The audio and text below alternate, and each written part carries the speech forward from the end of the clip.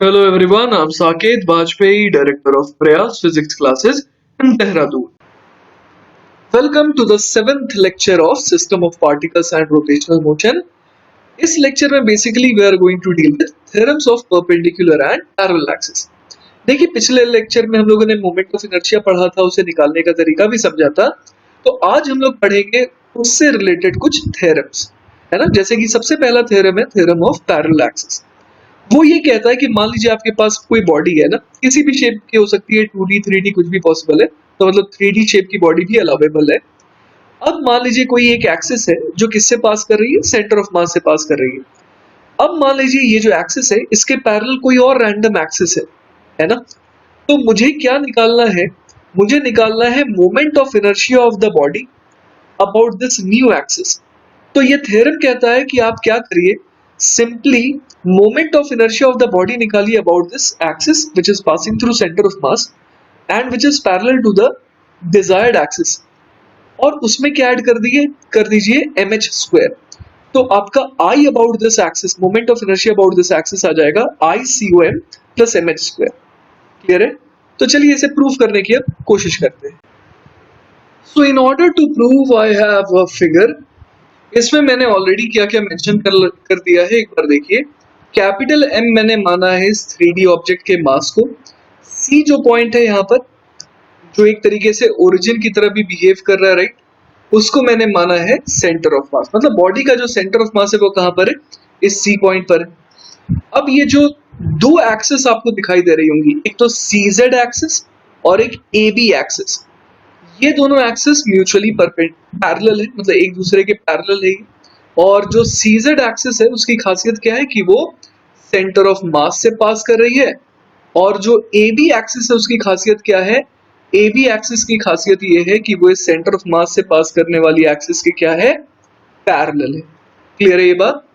तो अब अपने को बेसिकली प्रूफ क्या करना है, जैसे कि यहाँ पर दूरी जो है d दे रखी है, so we have to prove, लिख देते हैं यहाँ पर, to prove I C Z को मैंने क्या माना, आई नॉट। तो I naught plus md square is equal to I. इस बार मुझे ये प्रूफ करना है, राइट। तो चलिए आगे बढ़ते हैं ना। मुझे अब क्या करना होगा, कोई भी एक रैंडम पॉइंट लेना होगा, और वो रैंडम पॉइंट चलिए मैं ले रहा हूं ये P पॉइंट है ना, जिसका कोऑर्डिनेट कितना है, xi, yi, zi।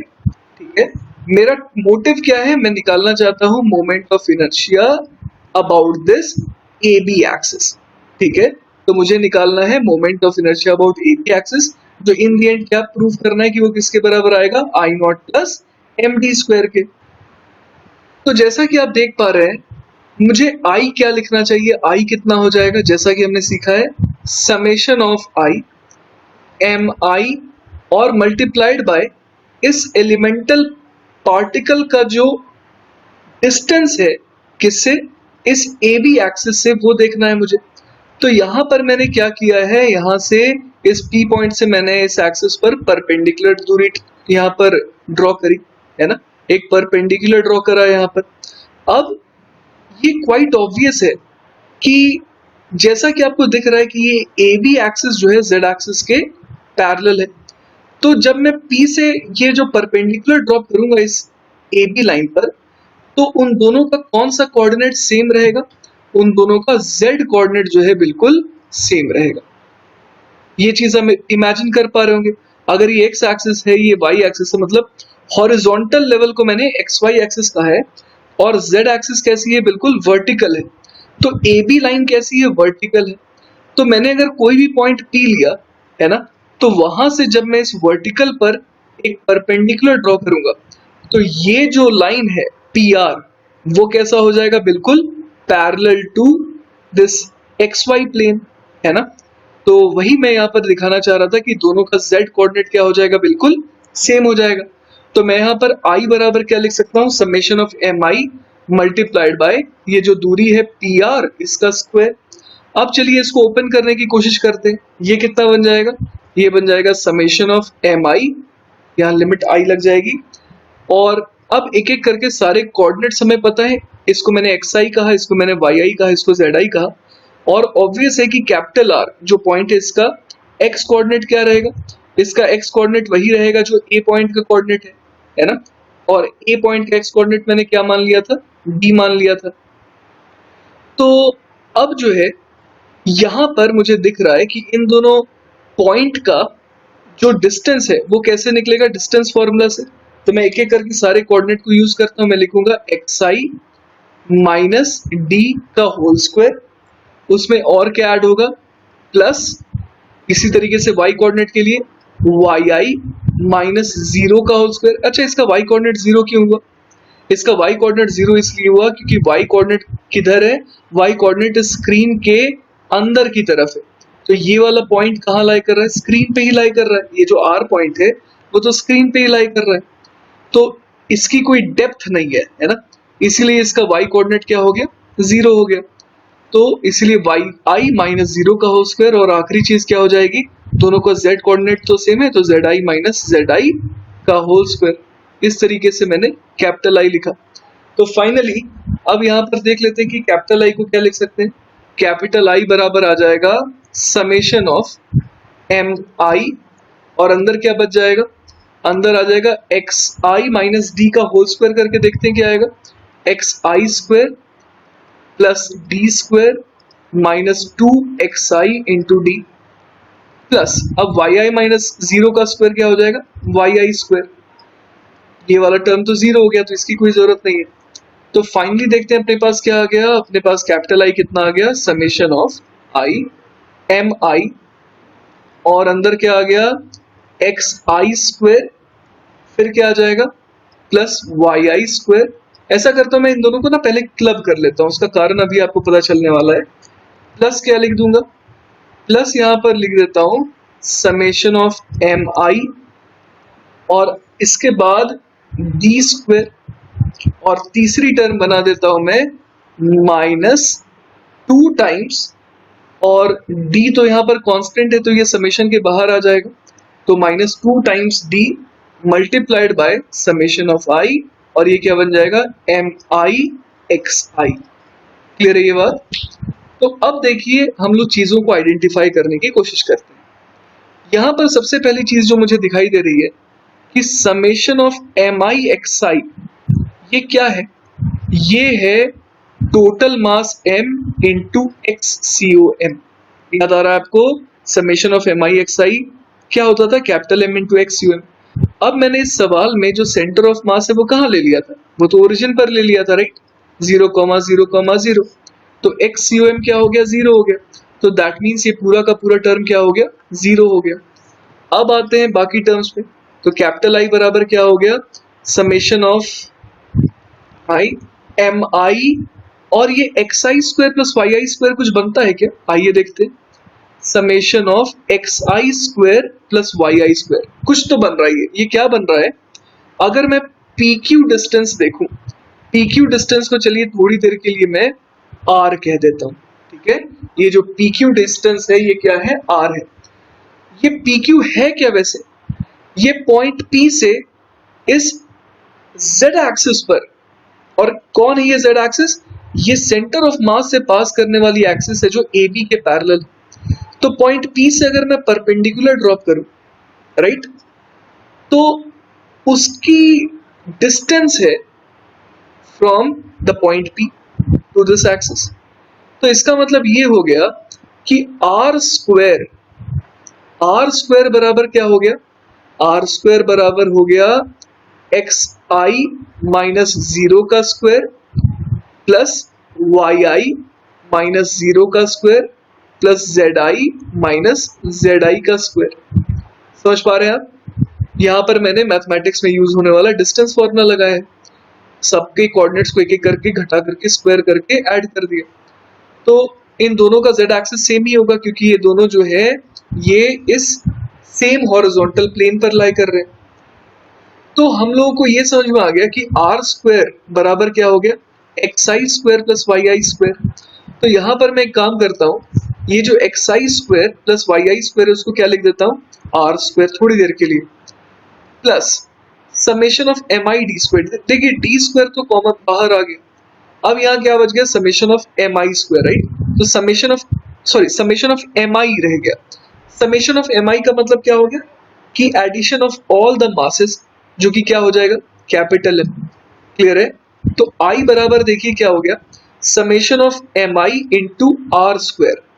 यहां पर आर क्या है, इस ith पार्टिकल की दूरी किससे, इस z एक्सिस से, जो कि हमारा दूसरा एक्सिस है ना। ये कौन सा एक्सिस है, an axis passing through centre of mass parallel to a b. तो हमने तो यही पढ़ा है कि summation of M I into r square, एक तरीके से आर क्या है, इस ith पार्टिकल की एक्सिस से दूरी। तो ये समेशन क्या बन जाएगा, ये समेशन बन जाएगा आई नॉट। क्यों ये आई नॉट बन जाएगा, क्योंकि आप सोचिए ना कि अगर मुझे इस z एक्सिस से, है ना, इस z एक्सिस से अगर मुझे एसोसिएटेड सिस्टम का मोमेंट ऑफ इनर्शिया चाहिए होता तो मैं क्या करता, कोई भी एक पार्टिकल पकड़ता, तो उसकी दूरी इस z एक्सिस से देखता और उसके मास को इस डिस्टेंस के स्क्वायर से मल्टीप्लाई कर देता, और ऐसा मैं कब तक करता जाता जब तक सारे के सारे एलिमेंट कवर नहीं हो जाते।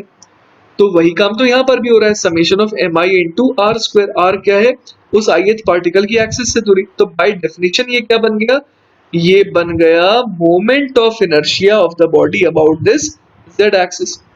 और आगे क्या लिख देंगे, इसको थोड़ा रीअरेंज कर दे तो ये और सुंदर दिखेगा। तो हमारे पास I बराबर क्या आ गया, I बराबर आ गया I naught plus M D square. यही तो अपने को प्रूव करना था, तो हम लोग लिख सकते हैं हेंस। क्लियर है ये बात? तो ये ज्यादा कॉम्प्लिकेटेड नहीं है रिजल्ट, समेशन वगैरह टर्म्स आ गए इसीलिए आप थोड़ा कंफ्यूज हो रहे होंगे, लेकिन है बहुत ही सिंपल। एक बार मैं समराइज कर देता हूं क्या हुआ था इस सवाल में। अपने पास इस तरीके की 3D शेप की ऑब्जेक्ट थी। अब इसका जो ओरिजिन था वहीं पर क्या था, इसका सेंटर ऑफ मास था। मतलब कि जहां पर सेंटर ऑफ मास आ रहा था ना, वहां पर मैंने क्या ले लिया, ओरिजिन ले लिया, ऐसे समझ लीजिए। अब ये एक्स एक्सिस है, ये वाई एक्सिस है और ये जेड एक्सिस है। अब मैंने क्या सोचा कि चलिए एक ऐसे एक्सिस के अबाउट मोमेंट ऑफ इनर्शिया निकालते हैं जो इस सेंटर ऑफ मास से कितनी दूरी पर है, डी डिस्टेंस पर है। और ये जो एक्सिस है ये मैंने मान लिया कि चलिए जेड एक्सिस के पैरेलल है। तो अब इस ए बी एक्सिस के अबाउट मुझे क्या निकालना था, मोमेंट ऑफ इनर्शिया। तो मैंने क्या किया, कोई भी एक एलिमेंट सेलेक्ट किया और उसकी दूरी देखी कि इस ए बी से कितनी है। तो जब मैंने दूरी देखी तो उस दूरी को लिखने के बाद उसमें एक ये आर स्क्वायर वाला टर्म आ गया। तब मैंने चीजों को समझा कि अच्छा यहाँ पर summation of M I into r square क्या बन जा रहा है, आई नॉट। तो इस तरीके से देखिए आई बराबर क्या आ गया, I naught plus M D square. चलिए ये तो खत्म हुआ हमारे थ्योरम ऑफ पैरेलल एक्सिस का प्रूफ। नेक्स्ट आ जाते हैं थ्योरम ऑफ परपेंडिकुलर एक्सिस पर। सबसे पहली चीज जो आपको यहाँ पर ध्यान देनी है कि ये सिर्फ प्लेन बॉडीज के लिए एप्लीकेबल है ना, 3D ऑब्जेक्ट्स के लिए एप्लीकेबल नहीं है। अब देखिए ये थ्योरम क्या कहता है, let x and y axis be chosen in the plane of the body. मतलब ये हमारी बॉडी है, आप समझ लीजिए कि एक चपटी, एक प्लेट की तरह, एक थाली की तरह है ना, जो कि हॉरिजॉन्टल सरफेस पर रखी हुई है, सच दैट कि ये xy प्लेन भी कैसा है, हॉरिजॉन्टल है। ये z एक्सिस जो है मान लीजिए कि वर्टिकल है। अब ये कह रहा है कि let x and y axis be chosen in the plane of the body and z axis perpendicular to this plane. यहाँ पर z एक्सिस यूनिक है। किस तरीके से यूनिक है, z एक्सिस वो एक्सिस है ना, वो एक्सिस है जो इस प्लेन के परपेंडिकुलर है ना। x और y ये दोनों क्या है, प्लेन के अलोंग है, प्लेन के पैरेलल है, लेकिन जो z एक्सिस है वो इस प्लेन के परपेंडिकुलर है। तब ये कहता है थ्योरम कि iz बराबर आएगा ix प्लस iy। मतलब कि इस प्लेट में लाई करने वाले ये जो दो म्यूचुअली परपेंडिकुलर एक्सिस है ना, उनके समेशन के बराबर आएगा ये iz। चलिए प्रूव करने की कोशिश करते हैं। एक बड़ी ही रिलीफ की बात है कि इसका प्रूविंग उतना ज्यादा कॉम्प्लिकेटेड नहीं है जितना पैरेलल एक्सिस का था। पैरेलल एक्सिस का भी कॉम्प्लिकेटेड पहली बार के लिए लग सकता है, आप दोबारा जब वीडियो देखेंगे तो आपकी कॉम्प्लिकेशन थोड़ी सी कम हो जाएगी, और उसके बाद आप खुद से भी करके एक बार देखिएगा तो आपसे भी होने लगेगा।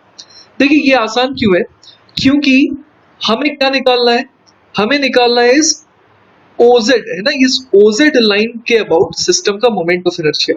तो इसको मैं IZ बोल देता हूं क्योंकि एक तरीके से Z एक्सिस भी तो है। तो IZ बराबर सिंपली क्या मैं बोलूंगा, summation of MI into RI का स्क्वायर।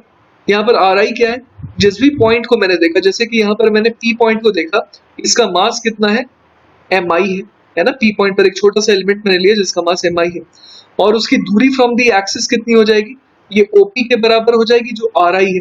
तो वही यहाँ पर लिखा है summation of M I into r i के बदले क्या लिख सकते हैं, ओपी, राइट। तो ये हो गया ओपी स्क्वायर। तो अब आप देखिए कि ये राइट एंगल ट्राइंगल बन रहा है, ट्राइंगल ओ पी क्यू।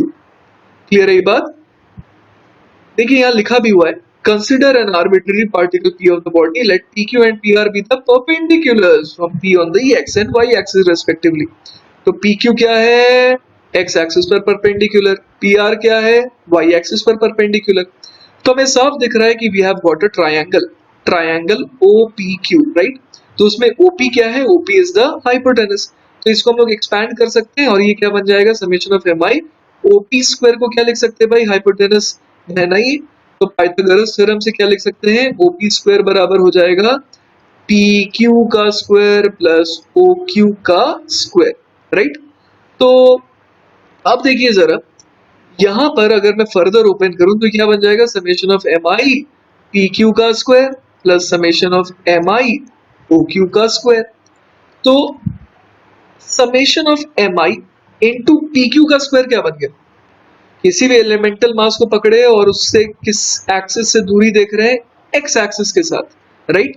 तो summation of M I into P q square है ना, ये क्या बन गया, ये बन गया आपका आई एक्स, है ना। अगर आपसे बोला जाता है कि भाई एक्स एक्सिस के अबाउट मोमेंट ऑफ इनर्शिया निकालो, तो आप क्या करते, आप कोई भी एलिमेंट उठाते और उससे परपेंडिकुलर दूरी देखते इस एक्स एक्सिस से, राइट। तो इसका मतलब summation of M I into P q square क्या बन गया, आई एक्स। उसी तरीके से summation of M I into o Q का स्क्वायर क्या बन जाएगा, आई वाई। तो what have we got, we have got i z बराबर i x plus i y. यही तो प्रूव करना था और ये प्रूव हो भी गया। चलिए let's have a look at today's first question. सवाल है, find the moment of inertia of a uniform ring of mass m and radius r about a diameter. तो चलिए मैंने यहाँ पर आपके लिए ऑलरेडी एक डायग्राम बना के रखा है जिसमें ये रिंग मैंने दिखा है और ये रिंग लाई कर रही है इन XY प्लेन, है ना, ये XY प्लेन में लाई कर रही है और ये Z एक्सिस इसके परपेंडिकुलर है, ठीक है। आपको याद होगा हम लोगों ने IZ निकाल रखा है, IZ आपको याद होगा कि ये mr स्क्वायर आता है ना। तो अब हमें ये ऑलरेडी पता है कि IZ जो है वो mr स्क्वायर है। अब एक और चीज नोटिसेबल है, नोटिसेबल क्या है कि यहाँ पर जो ये y एक्सिस है और ये जो x एक्सिस है ना, ये दोनों इस रिंग के लिए बिल्कुल सिमेट्रिकल है।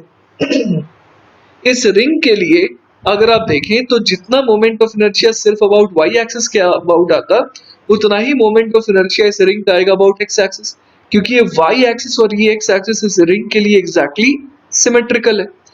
तो लेट अस से कि Ix बराबर Iy बराबर I, ठीक है।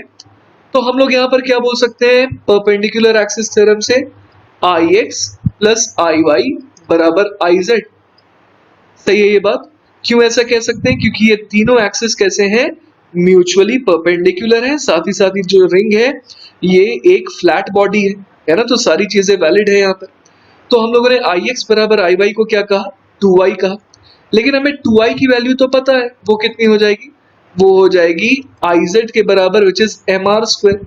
तो यहां से अपने को क्या आ गया, I बराबर mr स्क्वायर अपॉन 2 आ गया, है ना।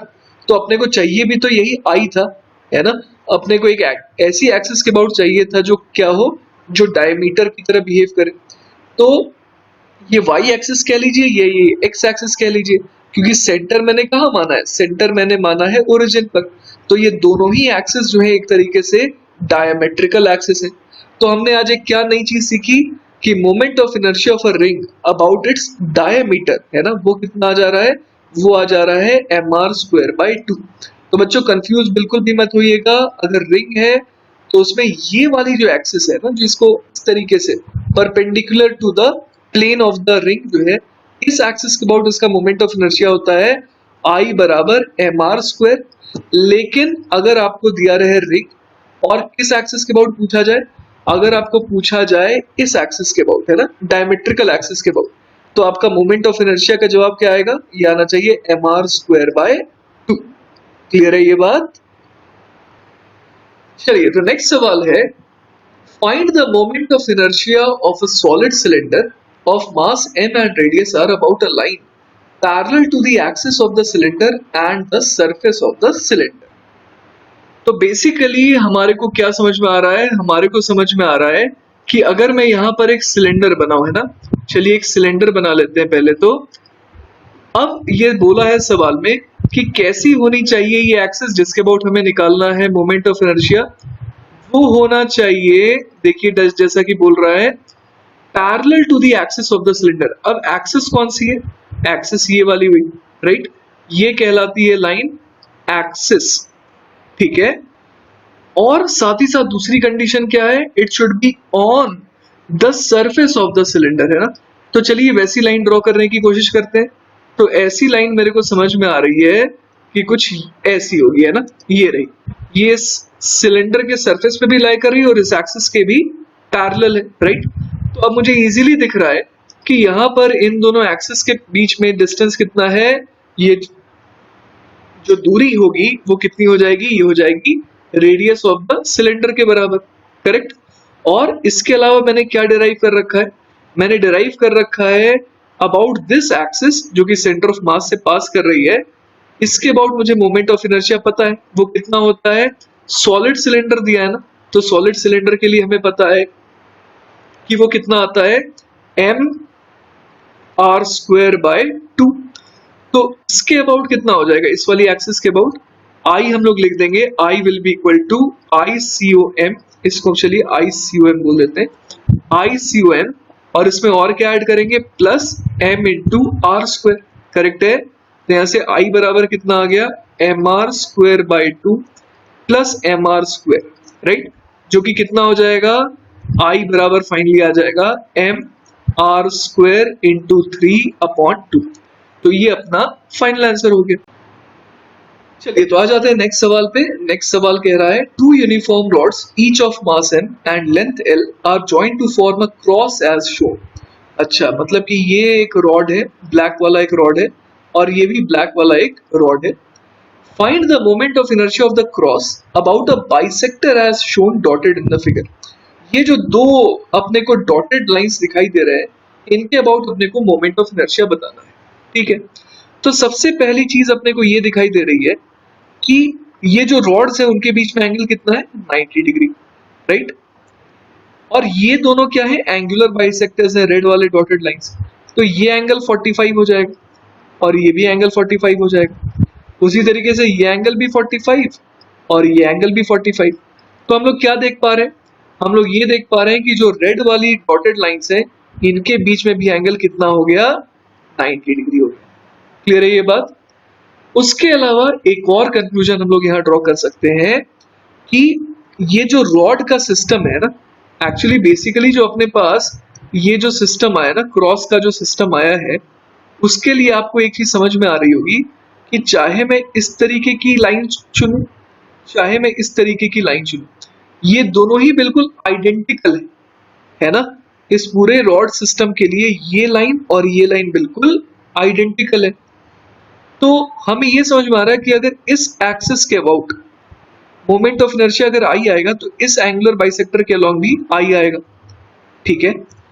अब आप एक चीज देखिए, अगर मैं ये कहूं कि रॉड जो ये वर्टिकल वाला रॉड हमें दिखाई दे रहा है, ये मान लीजिए कि वाई एक्सिस है और इस रॉड के अलोंग एक्स एक्सिस है, तो हम लोग आई वाई प्लस आई एक्स क्या बोल सकते हैं? आई वाई प्लस आई एक्स क्या हो जाएगा? आई जेड के बराबर। समझ पा रहे हैं आप? आई वाई प्लस आई एक्स बराबर आई जेड, यही तो परपेंडिकुलर एक्सिस थ्योरम कहता है। और आई जेड कौन सा एक्सिस है? क्या वो दिखाई दे रहा है इस डायग्राम में? नहीं, वो दिखाई नहीं दे रहा है, ना वो रेड वाला है ना वो कोई ब्लैक वाला है। वो एक ऐसी एक्सिस है जो इस पॉइंट से निकल करके आपकी तरफ आ रही है ना। वो perpendicular to the plane of the figure है। दूसरी चीज जो मैं नोटिस कर पा रहा हूं वो ये है कि आई वाई और आई एक्स दोनों कितना आएगा? आई वाई अगर आप निकालना चाहें, है ना, आई वाई कैसे निकालेंगे? आई वाई बेसिकली ये वाली एक्सिस के अबाउट मोमेंट ऑफ इनर्शिया कहला रहा है।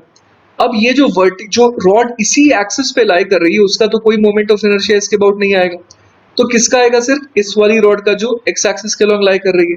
तो आई वाई बराबर कितना आ गया? आई वाई बराबर आ गया एम एल स्क्वायर बाई 12। उसी तरीके से आई एक्स अगर मुझे निकालना ना इस एक्सिस के अबाउट मोमेंट ऑफ इनर्शिया, तो आई एक्स कितना आ जाएगा? उसमें ये वाली रॉड का कोई कंट्रीब्यूशन नहीं है, सिर्फ और सिर्फ इस वाली रॉड का कंट्रीब्यूशन आएगा जो वाई एक्सिस के अलॉन्ग है। तो मैं क्या लिख दूंगा? आई एक्स बराबर एम एल स्क्वायर बाई 12। तो इसका मतलब ये हो गया i x plus i Y बराबर कितना आ गया? आई जेड, जो कि कितने के बराबर आ रहा है अभी निकाल लेते हैं, m l square by 12 plus m l square by 12, जो कि आ गया एम एल स्क्वायर बाय 6 के बराबर। करेक्ट है यहाँ तक? अब आप देखिए कि जो ये दोनों एक्सेस थी, है ना, याद आ रहा है आपको? एंगुलर बाइसेक्टर वाली जो एक्सेस थी, वो दोनों के अबाउट मैंने कहा था कि मोमेंट ऑफ इनर्शिया जो भी आएगा सेम आएगा। तो आई और आई मैंने कह दिया। तो अगर इन दोनों के मोमेंट ऑफ इनर्शिया को मैंने आई कहा, तो मैं लिख सकता हूं I plus I, this I plus this I has to be equal to again I Z, क्योंकि ये दोनों परपेंडिकुलर है और जो z एक्सिस वाली लाइन है वो इन दोनों के म्यूचुअली परपेंडिकुलर होगी। तो according to perpendicular axis theorem, this i plus this i is equal to i z, और आई जेड हमने निकाल रखा है, वो कितना आया है? वो आया है एम एल स्क्वायर बाय 6। तो यहां से देखिए अपने पास 2i बराबर एम एल स्क्वायर बाय 6 आ गया। तो i बराबर कितना आ गया? वो आ गया m l square by 12। Clear है ये बात? तो हमने क्या सीखा यहाँ पर? हमने ये सीखा कि अगर इस तरीके का क्रॉस बना रहा तो यहाँ पर एक तो ये लाइन और ये लाइन आइडेंटिकल है, और ये जो एंगुलर बाइसेक्टर वाले जो दोनों लाइंस थे वो भी क्या थे? बिल्कुल आइडेंटिकल थे। किसके लिए? इस रॉड सिस्टम के लिए। जिसके कारण हम लोग अब फाइनली क्या कंक्लूजन ड्रॉ कर पा रहे हैं कि आई about this axis is equal to I about this axis is also coming out to be same about y axis is also coming out to be same along x axis। मैं आपको इसी सवाल को करने का एक और तरीका बताता हूँ। देखिए अपने को ये रेड लाइंस जो है ये मैंने रॉड रिप्रेजेंट किया है, और ये जो ब्लैक वाली लाइन है ये एंगुलर बाइसेक्टर वाली लाइन है ना। मैं आपको प्रूफ करके दिखाऊंगा वही सेम चीज, सेम रिजल्ट आएगा without using perpendicular axis theorem. आइए देखते हैं कैसे। किसी भी x डिस्टेंस पर जाइए अलोंग दिस x एक्सिस, इसे मैंने y एक्सिस कहा। x डिस्टेंस पर जाकर के थोड़ा dx और आगे जाइए। अब यहाँ पर जो एलिमेंट मिला उससे इस एंगुलर बाइसेक्टर की दूरी, परपेंडिकुलर दूरी कितनी हो जाएगी? ये x है, ये 45 डिग्री है, तो ये x बाय रूट 2 हो गया, मतलब x cos 45। ठीक है, तो अब मैं ये जानता हूं कि L लेंथ की रॉड का मास है m, तो dx लेंथ की रॉड का मास कितना हो जाएगा? m by L into D. इसी को मैं क्या कॉल कर दूंगा? dm। तो अब ये बताइए कि इस छोटे से एलिमेंट के कारण, है ना, इस छोटे से एलिमेंट के कारण इस एक्सिस के अबाउट इसका मोमेंट ऑफ इनर्शिया कितना आ जाएगा? इसका मोमेंट ऑफ इनर्शिया di आ जाएगा dm into x by root 2 का होल स्क्वायर। समझ पा रहे हैं आप? तो चलिए मैं इसको नीचे लिख देता हूं। di बराबर आ गया हमारा dm into x square by 2, right. तो अब जरा देखिए यहाँ पर, अगर ये एक्स स्क्वायर बाई 2 आ गया तो अब मुझे क्या करना है? यहाँ पर मुझे निकालना है इस पूरी रेड वाली लाइन का moment of inertia about this black वाली लाइन। सवाल में तो वैसे वर्टिकल वाली रॉड का भी बताना है, तो पहले मैं क्या करता हूँ? पहले मैं निकालता हूँ इस एक्स एक्सिस के लॉन्ग लेटी हुई रॉड का moment of inertia about this black वाली लाइन। तो उसके लिए मैं क्या करूंगा? इसे कर दूंगा इंटीग्रेट, राइट। dm की वैल्यू पुट कर देते हैं, dm हो जाएगा m बाय एल, इंटीग्रेशन के अंदर आ जाएगा एक्स स्क्वायर, 2 बाहर आ जाएगा और ये बन जाएगा dx। चेक कर लीजिए आप, dm को मैंने m dx बाय एल लिख दिया, तो ये कुछ ऐसा दिखने लगा। अब x कहां से कहां वेरी करेगा? x वेरी करेगा, देखिए पीछे जाएगा ये माइनस एल बाई 2 और आगे भी कहां तक जाएगा? प्लस एल बाई 2, क्योंकि रॉड की पूरी लेंथ है l। तो यहाँ लिख देते हैं माइनस एल बाई 2 से प्लस एल बाई 2 तक, राइट। तो यहाँ पर i कितना आ गया? i आ गया हमारे पास m by 12 into x square d x का इंटीग्रेशन क्या हो जाएगा? X cube by 3, right. अब इसमें लिमिट क्या पुट करनी है? l by 2, minus l by 2 से प्लस एल बाई 2, तो ये कितना हो जाएगा? m बाय 12, और ये कितना हो गया? l क्यूब बाय 8 और ये हो गया 24 minus minus plus L cube bye 24, right. तो फाइनली हमारे पास कितना आ गया, फाइनली हमारे पास जो आई है वो आ गया m by 12 into l cube by 12, तो ये बन गया m l square by 24, right. अब देखिए जरा, अगर ये एम एल स्क्वायर बाय 24 आया मेरे पास, ये किसका मोमेंट ऑफ इनर्शिया है, ये आया इस एक्स एक्सिस के लॉन्ग लेटी हुई रॉड का moment of inertia about this black वाली लाइन। तो इसी तरीके से वाई एक्सिस वाली रॉड का भी तो मोमेंट ऑफ इनर्शिया इतना ही आ जाएगा। तो नेट मोमेंट ऑफ इनर्शिया कितना आ गया, आई नेट हो जाएगा 2 into i which is equal to m l square by 12। और यही रिजल्ट देखिए अपना ऊपर भी आया था, है ना। आई बराबर देखिए ये जो रिजल्ट आया था, ये आया था परपेंडिकुलर एक्सिस थ्योरम यूज करके, और सेम वही रिजल्ट हमारा आ रहा है बिना परपेंडिकुलर एक्सिस थ्योरम यूज किए। यहाँ पर मैंने आई क्या माना था, ध्यान दीजिएगा, इस बार मैंने आई माना था इस एक्स के लॉन्ग लेटी हुई रॉड का moment of inertia about this angular bisector.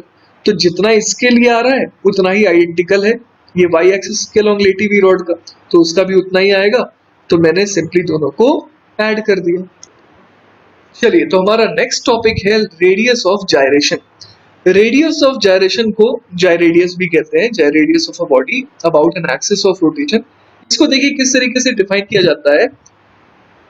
It is defined as the radial distance to a point which would have a moment of inertia the same as the body's actual distribution of mass if the total mass of the body were concentrated। देखिए, मान लीजिए कि हमने अभी तक क्या derive करा था, हमने डिराइव करा था कि एक जो स्फेयर है ना, एक स्फेयर का moment of inertia about this axis कितना हम लोगों ने बोला था, हम लोगों ने बोला था कि एक सॉलिड स्फेयर का moment of inertia about this axis होता है 2/5 mr स्क्वायर, राइट। अब ये कह रहा है कि अगर मैं इसी एक्सिस को लूं, है ना, यही एक्सिस मैंने लिया अभी फिर से, और इस स्फेयर को भूल जाऊं कि ये स्फेयर है, मान लेते हैं कि ये जो स्फेयर है ये पॉइंट मास है, तो इस पॉइंट मास को कितनी दूर होना पड़ेगा एक्सिस के, है ना, सच दैट कि मोमेंट ऑफ इनर्शिया इतना ही आए। तो लेट अस से कि यहां से यहां तक की दूरी k है ना, तो मैं क्या लिख दूंगा एम के स्क्वायर, क्योंकि एक पॉइंट मास के लिए तो एक एक्सिस से दूरी जो होती है के जो है उसके हिसाब से मोमेंट ऑफ इनर्शिया आ जाता है एम के स्क्वायर। तो m k square should be equal to 2/5 m r square, right. मुझे इन दोनों को बराबर करना है। तो यहां से के कितना आ गया, के आ गया 2/5 r with root under root 2/5 into r. तो k की वैल्यू अगर कितनी हो जाए under root of 2/5 multiplied by r, तो क्या होगा, इस पार्टिकल का moment of inertia about this axis या इस स्फीयर का moment of inertia about this axis क्या आ जाएगा, सेम आ जाएगा। तो वही यहां पर लिखा है इन्होंने। क्लियर है बात, एक बार और मैं रीड कर देता हूं। It is defined as the radial distance to a point which would have a moment of inertia the same as the body's actual distribution of mass if the total mass of the body were concentrated। और वही देखिए यहाँ पर radius of gyration की of a body about a given line is defined by the equation I बराबर m के square. ये point mass के लिए तो यही फॉर्मूला होता है ना, I बराबर m into D, that distance का स्क्वायर, और डिस्टेंस हमने यहाँ पर k माना है। तो जैसा मैंने स्फीयर के लिए करके दिखाया वैसा ही एक एग्जांपल यहाँ पर आपको एक uniform disc of radius r about its axis के लिए दे रखा है। चलिए ये भी डिराइव करके देखते हैं। तो जैसा कि आप देख पा रहे हैं यहाँ लिखा है radius of gyration of a uniform disc, ये अपने को दिया हुआ है disc of radius small r, इसका रेडियस स्मॉल आर है, about its axis is r/2। ऐसा निकाल के देखते हैं कैसे आएगा ये। हमें पता है कि ये जो डिस्क है उसका moment of inertia about this axis कितना आता है, I आता है m r स्क्वायर बाई 2। याद होगा आपको पिछले ही लेक्चर में हमने डिराइव करा है। अब ये क्या बोल रहा है कि अगर हम लोग यही वाली एक्सिस, चलिए यही वाली एक्सिस ले लेते हैं, अब इस एक्सिस से कितनी दूरी पर हम लोग उस पॉइंट को रखें जिसका mass same as that of disc है, और इस दूरी को मान लीजिए मैं बोल दे रहा हूँ k, है ना। अब इन दोनों का मोमेंट ऑफ इनर्शिया सेम आना चाहिए, तो मैं क्या लिखूंगा m k स्क्वायर आया moment of inertia for this particle about this axis, और इसी एक्सिस के अबाउट इस डिस्क का मोमेंट ऑफ इनर्शिया कितना आ रहा है mr स्क्वायर बाई 2। तो आई वांट कि mr square by 2 should be equal to mk square. तो यहां से आप देखिए m से m उड़ गया और k बराबर क्या आ गया r बाई रूट 2, वही तो यहाँ पर लिखा है। तो बहुत सिंपल सा थ्योरी है ये रेडियस ऑफ जायरेशन। चलिए, तो अब हम लोग पहुंच गए हैं इस लेक्चर के एंड की तरफ। ये हमारे लेक्चर का आखिरी सवाल है a uniform disc of radius r has a round cut edge shown, the mass of remaining portion of the disc equals small m, find the moment of inertia of such a disk relative to the axis passing through its center of inertia and perpendicular to the plane of it। Centre of inertia का मतलब basically हो गया centre of मास, है ना। तो अब पहले तो ये सोचते हैं कि किस एक्सिस के बारे में यहाँ पर बात हो रही है। चलिए, एक मैंने अलग डायग्राम बना लिया यहाँ पर, और सबसे पहला काम हम लोग ये करते हैं कि मोमेंट ऑफ इनर्शिया निकालने के पहले पहले यहाँ पर देखिए बोला है सेंटर ऑफ इनर्शिया ना। तो पहले ये जो शेडेड रीजन वाला जो रिमेनिंग पोर्शन है, पहले इसका निकालते हैं कि सेंटर ऑफ मास या फिर सेंटर ऑफ इनर्शिया कहाँ पर होगा। आपको सेंटर ऑफ मास पढ़ लेने के बाद आपको ये समझ में आ रहा हो कि जैसा ये, इसे अगर मैं y एक्सिस कह रहा हूं और इसे अगर मैं x एक्सिस कह रहा हूं, तो जैसा ये अबव द x एक्सिस है वैसा ही ये बिलो द x एक्सिस भी होगा, है ना। बिल्कुल आइडेंटिकल है। x एक्सिस एक तरीके से इसके लिए मिरर की तरह काम कर रहा है, राइट। तो हम लोग को ये समझ में आ रहा है कि इसका सेंटर ऑफ मास जो है वो कहीं लाई करेगा अगर, तो x एक्सिस पर ही कर सकता है कहीं ना कहीं, क्योंकि y axis, positive y axis और नेगेटिव y एक्सिस दोनों ही इसके लिए बिल्कुल आइडेंटिकल है। तो अब ये ढूंढते हैं कि इसका सेंटर ऑफ मास एग्जैक्टली है कहां पर, राइट। तो पहला काम हमारा होगा to find the x coordinate of the centre of mass. चलिए, तो सेंटर ऑफ मास के लिए अपने को सबसे पहले रिक्वायरमेंट होगी मासेस की, है ना।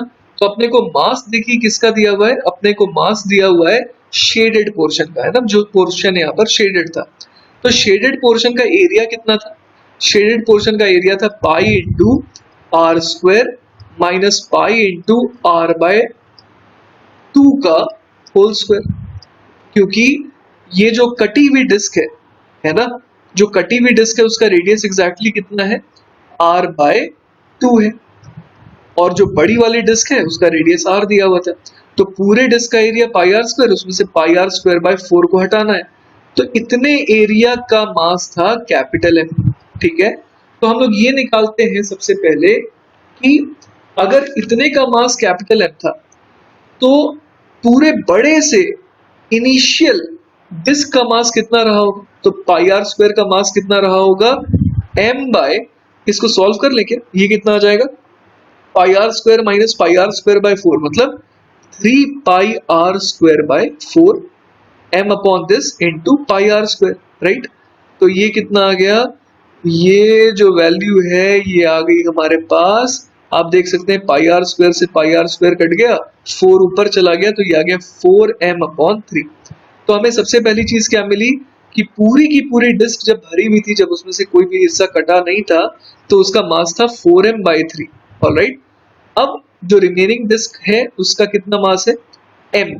तो इसका मतलब जो कटआउट है, जो एरिया काटा गया है, उसका मास कितना रहा होगा, 4m by 3 minus capital M, जो कि कितना हो जाएगा m बाय 3। क्लियर हुई ये बात। तो अब हम लोग यहाँ पर एक काम करते हैं, आपको सेंटर ऑफ मास में भी याद होगा सेम अप्रोच मैंने लगाया था।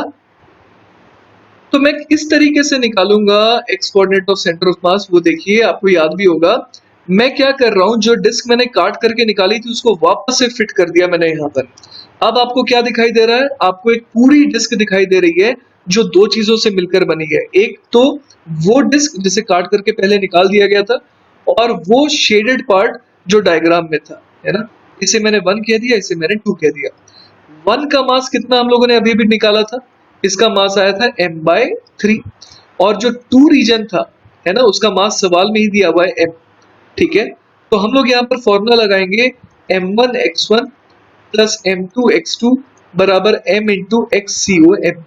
यहाँ पर m1 में क्या बोल दूं, m by 3, m by 3 into x1 क्या बोल दूंगा, इस डिस्क का सेंटर ऑफ मास।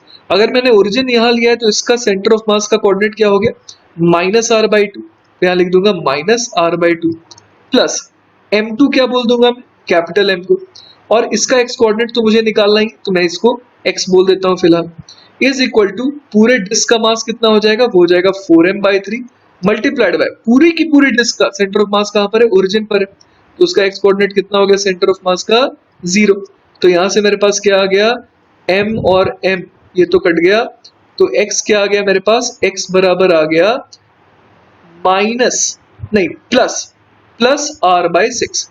तो इसका मतलब ये हो गया कि जो सेंटर ऑफ मास है वो कहां पर है, कहीं यहां पर है ना। ये लोकेशन किसकी है, सेंटर ऑफ मास की। और मुझे मुझे क्या करना है, इसी पॉइंट से, है ना, इसी पॉइंट से पास होने वाली एक ऐसी एक्सिस के अबाउट मोमेंट ऑफ इनर्शिया निकालना है जो किसके पैरेलल हो, जो z एक्सिस के पैरेलल हो। देखिए सबसे पहली चीज मैं आपको बता दूं कि अगर मुझे ICOM निकालना है ना, ICOM अगर मुझे निकालना है तो मैं यहाँ पर पैरेलल एक्सिस थ्योरम लगा सकता हूँ, है ना। मैं क्या बोल सकता हूँ यहाँ पर, मैं बोल सकता हूँ ICOM, right, moment of inertia about an axis passing through centre of mass of this shaded region. और ये एक्सिस कैसी है, ये एक्सिस इस स्क्रीन के परपेंडिकुलर है। इसमें मैं क्या ऐड कर दूंगा, प्लस m इंटू, ये डिस्टेंस हम लोगों ने अभी भी निकाल ली, ये r/6 आ रही थी, m इंटू r/6 का होल स्क्वायर। ये किसके बराबर हो जाएगा, ये बराबर हो जाएगा I अबाउट ओरिजिन, एक ऐसी एक्सिस के अबाउट जो सेंटर ऑफ मास से पास करने वाली एक्सिस के पैरेलल है ना। तो इसका इस्तेमाल मैं यहां पर करने वाला हूं। तो अगर मैं ICOM निकाल लूं, है ना, ICOM अगर निकाल लूं और उसमें m इंटू r/6 का होल स्क्वायर कर दूं तो वो IO के बराबर आ जाएगा। तो इस सवाल को करने के लिए देखिए मैं बहुत प्यारा मेथड अपनाने वाला हूँ। मैं यहाँ पर यूज करने वाला हूँ एक तरीका जिसमें सबसे पहले मैं I0 निकालूंगा, ठीक है। अब I0 देखिए मैं कैसे निकालता हूँ, बहुत बढ़िया एग्जाम्पल है ये। मैं क्या करने वाला हूँ, मैं वापस से इस डिस्क को यहाँ पर रख देने वाला हूँ। जो डिस्क मैंने काट करके निकाला था ना, उसको मैं वापस से यहाँ पर फिट कर देने वाला हूँ। उसके बाद देखते हैं क्या फर्क पड़ेगा, है ना।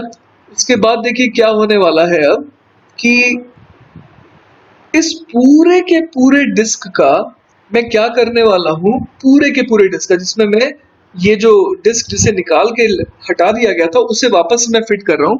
और इस पूरी डिस्क का मैं मोमेंट ऑफ इनर्शिया पहले निकालूंगा अबाउट ओ, और उसमें से मैं किसका कंट्रीब्यूशन घटाऊंगा, मैं इसका कंट्रीब्यूशन घटाऊंगा, क्योंकि अब ये जो छोटी सी डिस्क है ये अब नहीं रहने वाली है।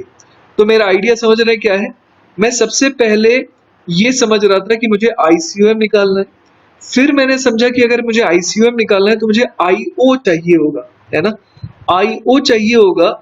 तो अब मेरा पूरा का पूरा फोकस जो है सिर्फ और सिर्फ IO, मतलब moment of inertia about this axis passing through origin, है ना, उसके अबाउट हो गया है। और ये एक्सिस कैसी है, ये एक्सिस है अलोंग z एक्सिस।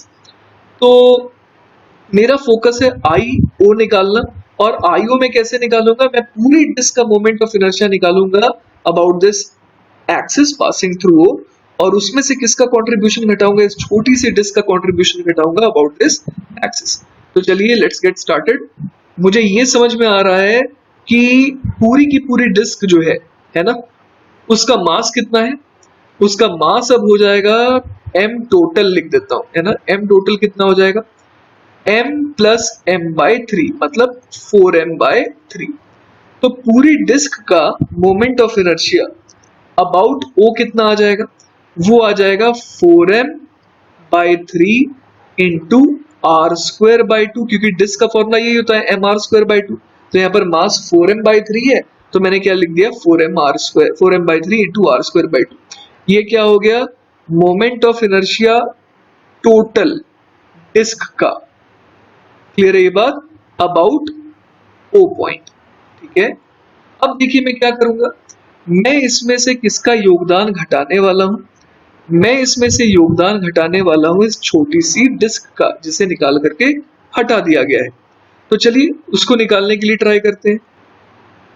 तो चलिए अगर मैं छोटी वाली डिस्क का कंट्रीब्यूशन देखूं कि उसका कंट्रीब्यूशन कितना आ रहा है इस O पॉइंट से पास करने वाली एक्सिस के अबाउट, तो मैं कैसे निकालूंगा, मैं बोल दूंगा I about O because of disc, वो कितना हो जाएगा, वो हो जाएगा, अगर मैं पैरेलल एक्सिस थ्योरम लगाऊं तो ये आ जाएगा m/3 इंटू r/2 का स्क्वायर बाय 2। ये मैंने क्या किया, सबसे पहले देखिए ये मैंने निकाला इस छोटी वाली डिस्क का moment of inertia about this point, है ना, अबाउट इट्स सेंटर, उससे पास करने वाली डिस्क के अबाउट, उससे पास करने वाली एक्सिस के अबाउट मैंने इसका मोमेंट ऑफ इनर्शिया निकाला। वो कितना हो जाएगा, m/3 इसका मास है, सही है, रेडियस कितना है r/2, तो m r² बाई 2, m के बजाय m/3 आ गया, r के बजाय r/2 आ गया। तो ये आ गया moment of inertia of the disc about this axis which is passing through this central point, जो कि छोटी वाली डिस्क का सेंटर है।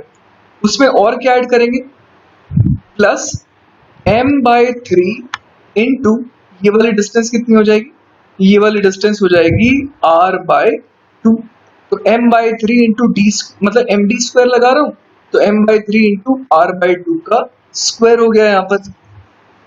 तो एक बार ये देख लेते हैं मोमेंट ऑफ इनर्शिया ऑफ छोटी वाली disc about this axis passing through O कितना आ रहा है। ठीक है, पहले तो ये निकाल लेते हैं। तो ये कितना आ रहा है भाई, ये आ जा रहा है mr² अपॉन 2 2 4 2 8 3 24, और उसमें क्या ऐड करना है, प्लस mr² अपॉन 12, है ना। तो ये कितना आ गया, ये आ गया, इसको लिख सकते हैं 2/24, है ना, तो ये हो जाएगा 3mr² बाय 24। तो अब तक हमने क्या निकाल लिया, हमने निकाला कि पूरी डिस्क का, है ना, पूरी डिस्क का moment of inertia about an axis passing through O कितना आ रहा है, वो आ रहा है 4mr² बाय, ये 3 इंटू 2 6 हो जाएगा ना, इसको और ऐसे लिख देते हैं 4mr² अपॉन 6, जो कि कितना हो जाएगा, ये हो जाएगा 2mr² बाय 3। और moment of inertia about the same axis, मतलब पासिंग थ्रू ओ, किसका, सिर्फ डिस्क का कितना आ रहा है, वो आ रहा है 3mr² बाय 24। इसका मतलब जो बचा हुआ पार्ट है उसका moment of inertia about the axis passing through O, उसका कितना रोल था, चलिए वो निकाल लेते हैं दोनों को सब्ट्रैक्ट करके। तो हम लोग यहाँ पर क्या लिख देंगे कि moment of inertia about O of remaining disc, है ना, रिमेनिंग डिस्क को मैं क्या लिख दूंगा यहाँ पर, ये आ जाएगा पूरी डिस्क के कंट्रीब्यूशन में से 2mr² बाय 3 में से क्या घटा देंगे, 3mr² बाय 24, जो कि देखते हैं कितना आ जा रहा है, एलसीएम हो जाएगा 24 और ये 16 माइनस 3, राइट, तो ये आ गया 13mr² बाय 24। क्लियर है यहाँ तक। तो अब हम लोग पहुंच गए हैं कैलकुलेशन के आखिरी पड़ाव पे।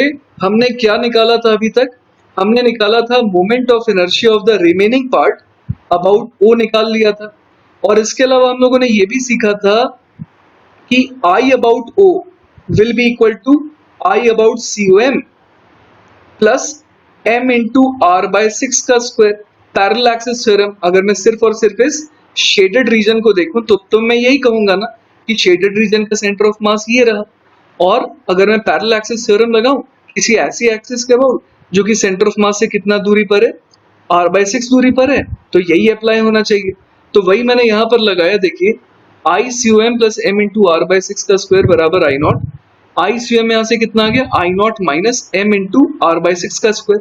I0 की वैल्यू अभी मैंने निकाली थी 13mr² बाई 24, उसको यहाँ रख दिया, और उसमें से क्या घटा दिया मैंने, mr² बाई 36, तो ये कितना आ गया 39 माइनस 2, एलसीएम मैंने 72 ले लिया, तो हमारा ICOM कितना आ गया, ये आ गया 37, है ना, ये आ गया हमारे पास 37mr² अपॉन 72, और यही हमारा जवाब भी है। तो एक बार मैं आपको रिवाइज करा देता हूं कि मैंने क्या किया इस पूरे के पूरे सवाल में।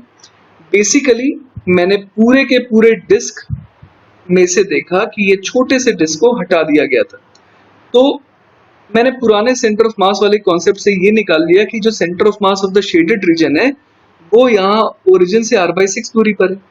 अब मैंने ये देखा कि अगर मुझे सेंटर ऑफ मास के अबाउट मोमेंट ऑफ इनर्शिया चाहिए, है ना, एक ऐसी एक्सिस के अबाउट जो कि सेंटर ऑफ मास से पास कर रही है, उसके अबाउट अगर मुझे मोमेंट ऑफ इनर्शिया चाहिए, तो मैं क्या कर सकता हूँ, इस O पॉइंट की मदद ले सकता हूँ। इस O पॉइंट से पास करने वाली एक ऐसी पैरेलल एक्सिस अगर मैं चुनूं, तो उसके अबाउट जो मोमेंट ऑफ इनर्शिया आएगा उसको मैं ICOM से कुछ इस तरीके से रिलेट कर सकता था। तो मैंने क्या किया, अगला स्टेप बहुत इंपॉर्टेंट था, मैंने moment of inertia about an axis passing through O निकाला। कैसे? पूरे के पूरे डिस्क में से इस छोटे से डिस्क के कंट्रीब्यूशन को घटा दिया। क्लियर है ये बात? मैंने बहुत आराम से उसे सब्ट्रैक्ट कर दिया, क्योंकि यहाँ पर जो मोमेंट ऑफ इनर्शिया है वो एक स्केलर क्वांटिटी है, तो वो आराम से घट सकती है ना इस तरीके से। तो मैंने मोमेंट ऑफ इनर्शिया को इस तरीके से घटा दिया। तो मुझे फाइनली क्या मिल गया? Moment of inertia of the shaded part about O, और उसको मैंने यहाँ पर पुट कर दिया, तो मेरे को ICOM आ गया, मतलब moment of inertia about an axis passing through the centre of mass of the remaining part. तो बेसिकली ये सवाल जो था दो पार्ट्स में था। एक में पहले हमें सेंटर ऑफ मास लोकेट करना था, और उसके बाद हमें क्या करना था, हमें ये यूज करना था कि centre of moment of inertia about an axis क्या हो जाएगा, पूरे के कंट्रीब्यूशन माइनस छोटे से पार्ट का जो कंट्रीब्यूशन था उसे अगर घटा देते। Alright, so with this we have come to the end of this lecture. I hope you have understood the lecture pretty well. In case of any doubts, feel free to contact us. We'll meet again with the next lecture of the same chapter. Alright, till then, bye bye.